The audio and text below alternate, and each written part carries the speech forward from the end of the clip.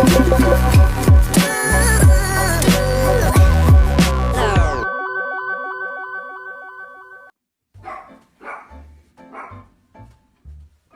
waiting for the barking to stop. Potato, be quiet! Hi everyone and welcome back to my channel, and if you're new here, my name is Keelan. Sorry about the constant barking, but my kids are in the front garden and when my dog sees anyone outside he just goes nuts and I can't get him to stop.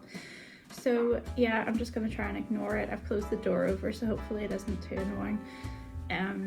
Yeah, so I wanted to share another video of some low cost and free activities that I've been doing over the last week, and it's like a mixture of home-based things and events that we have attended that have maybe been free or low cost, and I just wanted to share it to give you some ideas and inspiration for your own like low cost activities, and maybe like as a little reminder to pick up things that you have at home and see what you can work with there before kind of resorting to always like going out or buying things. Not that you do that, but just I find it helpful watching things like this. So yeah, this week has been very busy because the girls are at school and they have so many clubs and things at the moment, and a lot of them are like included with school, like things like choir and the band, and they have like their after school clubs which are teacher led ones, and it's just been a lot of running about. So this weekend I just kind of needed everything to be a bit slower. Like yesterday we walked the dog and we didn't go to the library, we just like stayed around the house until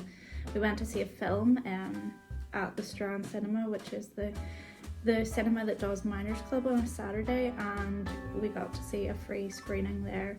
And then we went to see the Christmas lights switch on in town, and I'll share some like footage of that. And yeah, I just wanted to say hi, and yeah, hi to any subscribers and thanks for your support. I really appreciate it, and I like how positive this channel is becoming, and I just find everybody on it really lovely to interact with, and I appreciate it.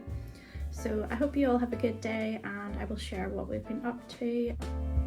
So this week I found out that I love doing embroidery. I got this embroidery kit from the sewing and knitting fair we went to, and I finished it this week. And sometimes I think it's worthwhile getting things like this that you can do at home that take a while to do, and it's just really satisfying when you finish it. I've been doing budget cooking, and I made some brownies that was in like, you know, one of the pre-mix packs, just as something quick and easy. I like to make my own brownies from scratch, and I love baking, but sometimes if I'm doing a lot of cooking or I don't have as much time, I do use the pre-mixed ones because you just have to throw in like an egg and oil and it's really quick. They turned out less kind of fudgy than my brownies, and they were sort of, well, everybody said they were nice, but they weren't like amazing. But it was just like a quick thing to do, and I think if you can stock up on packs of those whenever they're reduced, it's a really cheap way to bake. And yeah, it's just like sometimes it's cheaper than just buying the ready-made ones in the shop. I love like this part of baking. I don't know why, but I just find it really satisfying pressing things into like baking tins. And yeah, that day I just was in the mood to cook and bake, and I got quite a lot done in the house, and I didn't spend any money. I was just like pottering about in the kitchen, listening to music, talking to the dog, and then I made like a kind of thrown together pasta dish out of all of the things that we had left over, like chicken, sausage. Like I put in some baked beans that I had rinsed, which was a tip I got from Jack Monroe because she did a budget cookbook that said if you rinse baked beans, they're cannellini beans, and it's a cheaper way of getting them than buying them, because for some reason they're like about 3 times as much if you just buy the cannellini beans, but if you just rinse the sauce off, it's the same thing. I used some bacon fat for extra flavour, and I might start saving it more often because I do think it adds a nice flavour to your cooking. And then I just put in a mixture of different herbs, and I like having like the opportunity when my kids are in school sometimes to do like leisurely cooking, because whenever everyone's at home it can feel quite rushed and crowded in the kitchen, and it's nice to just kind of like switch off and do it at my own pace. Some days I like to cook everything from scratch, including like bread and everything and desserts, and other days I just kind of like to throw stuff together, and this was one of those days, but it's equally kind of relaxing. And then I looked through the NI for Kids magazine because I get a copy sent to my email because I'm subscribed to it, and it just gives you lots of ideas of things to do and events that are on nearby, and I like the little recipes they share and the craft projects for kids, and I just find it to be a really good like free read. So if you have something like this in your area, like a local paper with events, it's worth looking to see what's on. And I also sewed a patch that I got from the sewing and knitting fair onto my coat just to make it a bit more interesting, and that was a nice slow thing to do. I also had got a pattern to make a pinafore, and I have some fabric that I got discounted at the sewing and knitting fair, and I decided to make a start with it. I don't have a cutting table or anything like that, and I find it quite hard to cut at the kitchen table just because it's such a busy area in our house and there's always like multiple things happening at it at once. So when I had the chance, I did some of it on the kitchen floor, and at one point my dog decided to use the fabric as somewhere to nap, which was funny.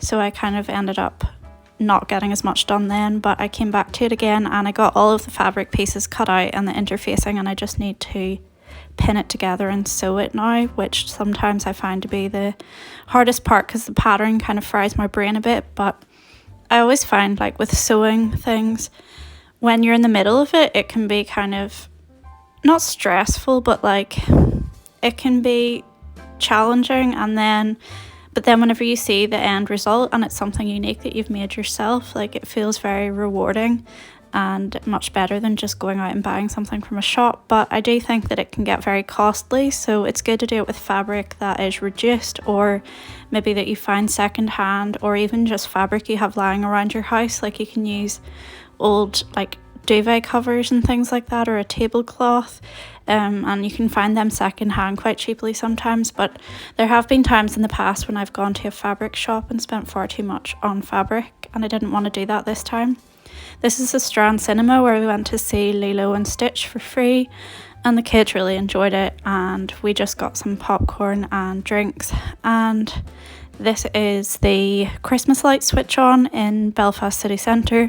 We were just trying to find the entrance at this point, and they'd made the city hall all rainbow lights and it was pretty.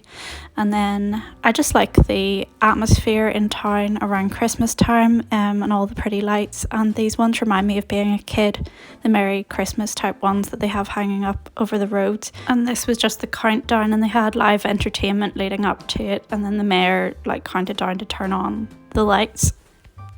You make sure you push that bad boy. And then let's just hope, fingers crossed, that the lights go on. Okay, Rock Choir, are you ready?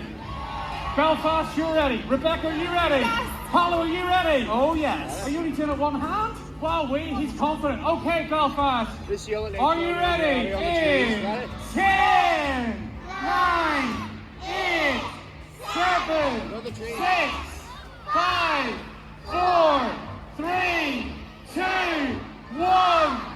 I had to mute it here because I was worried the music would make me like get done for copyright, but yeah, it was pretty when the lights turned on. It was much busier than I remember it being last year, and I think they had fake snow at it last year, although we didn't get into the actual event. We were just sort of outside the city hall looking in. We decided to give the market a miss this time because it had just opened and we knew it would be really packed. So we came home and I made some hot chocolate at home instead. The event was free, the only charge we had was for the car parking.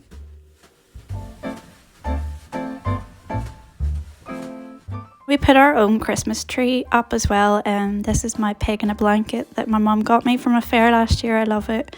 And we put it on top because we couldn't find the star, but I kind of prefer it there actually. And I just love getting the lights up and decorating for Christmas and making an event of it. This is just Potato playing, and today the girls and I made some cookies. They love cutting out the cookies at the table, and then after we've baked them they get to ice and decorate them. So I had bought some Christmas sprinkles, but this was a really low cost activity to do at home, and we do it every year with the same cutters. And my daughter did some Christmas cards as well. And I'm just popping in to say bye as well, because I feel like that's quite a random place to cut off at. And yeah, my kids did their Christmas cards. They like to do that every year for their whole class, which they've actually got really fast at. They like to do it ridiculously early, so I already had the cards, as I'd mentioned in another video from last year, because I actually accidentally bought double, so that was good. So it was like a free activity, and I just find it's really easy around Christmas time to come up with free and inexpensive things to do, particularly at home. My dog just came in and grunted, in case you're wondering what that is. And I just think it takes a little bit of creativity, and it's, if you can resist the urge to get sucked into all of the paid events and feeling the pressure from seeing other people participating in them, and just make it your own Christmas and not let other people like affect the way that you decide to celebrate it. Like, you can do it however you want in your own house, and you can pick and choose what you go to and make it as budget friendly as you like. So yeah, we were lucky to get into that event because I knew it was coming and had set a reminder beforehand.